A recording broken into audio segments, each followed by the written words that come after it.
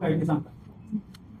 या घटनेच्या पार्श्वभूमीवर जिथे आपल्याला लॅप्सेस दिसून आले त्या भागातल्या 3 निरीक्षक, 6 दुय्यम निरीक्षक आणि 4 जवान यांच्यावरती निलंबनाची कारवाई मान्य आयुक्त यांच्याकडून झालेली आहे.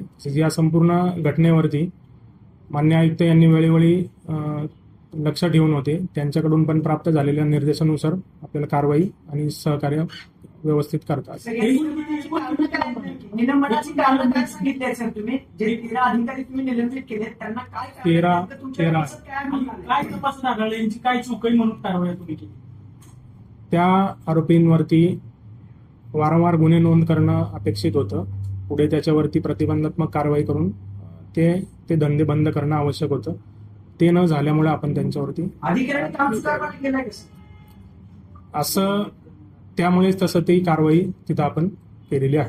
सर, राज्य उत्पादन शुल्क विभागाने पहिल्यांदा ही कारवाई केली, पोलीस नंतर या 3 वर झाले का पोलीस सोडा? आणि त्यांनी पहिले मूळ ज्या ठिकाणावरनं दारू वितरित झाली होती तो आरोपी त्यांनी ताब्यात घेतला होता. नंतर जेव्हा आपल्याला माहिती मिळाली तेव्हा आपण संयुक्त इंट्रॉगेशन केलं दापोडी पोलीस स्टेशन आणि आमच्या विभागाने, आणि मग ते 2 याची पहिली माहिती तुम्हाला होती आणि तुम्ही त्यांना नाही police station Dapodi police station police station त्यानंतर ती तुम्हाला हो.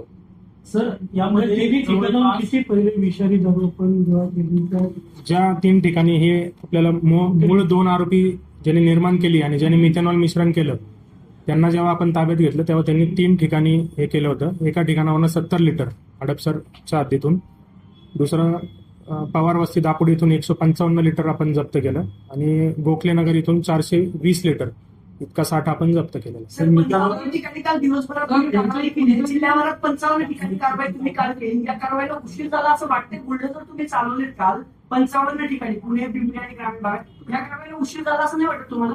आपली कारवाई चालू असते, पण या घटनेच्या पार्श्वभूमीवर आपण इतर जिल्ह्यातला पण स्टाफ मदतीला घेतला आणि ती कारवाई अधिक तीव्र आणि अशाच पद्धतीने आपण यामध्ये या अगोदर असं काही कधी कुठल्या ह्याच्यात करण्यात आलं होतं आणि हे त्यांनी कुठून आणलं होतं हे सगळं प्रोसेस? पोलीस विभागाकडे तो गुन्हा दाखल आहे आणि त्याच्यामध्ये त्यांच्या प्राथमिक तपासातनं तो मुंबई येथून आणल्याचं त्यांच्या तपासात निष्पन्न आहे. वापरण्यात आलं होतं का दारूमध्ये? महत्वाचा प्रश्न असा आहे सर, 800 रुपये एका कॅन मागे फायदा व्हावा म्हणून हे मिथेनॉल मिक्स केलं होतं असं तपासात समोर येते. तुमच्याकडे नेमकी काय माहिती?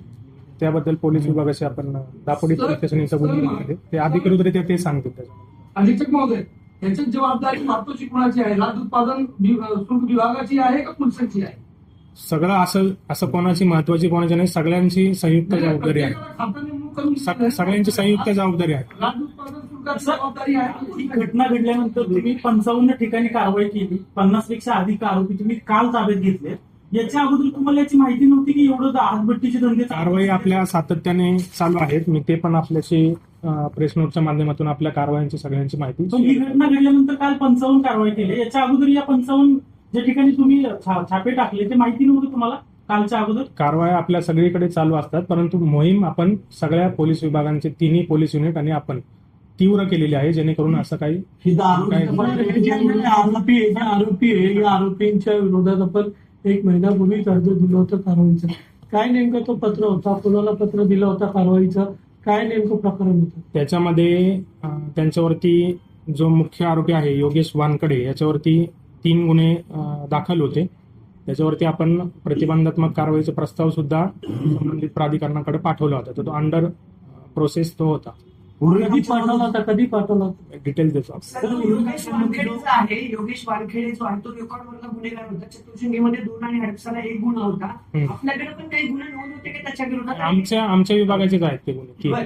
अजून काही होते काय? 3 आपल्याकडे होते. मध्ये जिथे सगळं बनवलं होतं ते कोण आहे? ते पांढरस्थळ गावामध्ये त्याने ते भट्टीचा त्याने व्यवसाय केलेला आहे. तो राधेश्याम प्रजापती. तो आणि हा एकत्रित करत होता. तो तयार करायचा आणि हा तिथनं वाहतूक करून विविध ठिकाणी वितरण करायचं. असं हे जे मिथेनॉल मिक्स केलं हे पहिल्यांदा यांनी ट्राय करायचं होतं की याच्या अगोदर पण असे त्यांनी प्रयत्न केले होते? प्रायमरी इंट्रोग्रेशन झाले ते पहिल्यांदाच त्यांनी केलं आणि त्यातनंच असा दुर्दैवी घटना घडलेली. आपल्या पत्रावर काही मद्याच्या बाटल्यांची आढळले होते, काही कुंड्यांमध्ये आढळल्या, त्याबद्दल काय? आपल्या कार्यालयाच्या पत्र्यावर काही मद्याच्या बाटल्या आणि पिना आढळलेल्या आहेत. बघतो मी, व्हेरीफाय करतो ऍक्शन. सर हिंदी काय ते सांगता. या घटनेच्या पार्श्वभूमीवर जिथे आपल्याला लॅप्सेस दिसून आले त्या भागातल्या 3 निरीक्षक, 6 दुय्यम निरीक्षक आणि 4 जवान यांच्यावरती निलंबनाची कारवाई मान्य आयुक्त यांच्याकडून झालेली आहे. या संपूर्ण घटनेवरती मान्य आयुक्त यांनी वेळोवेळी लक्ष ठेवून होते. त्यांच्याकडून पण प्राप्त झालेल्या निर्देशांनुसार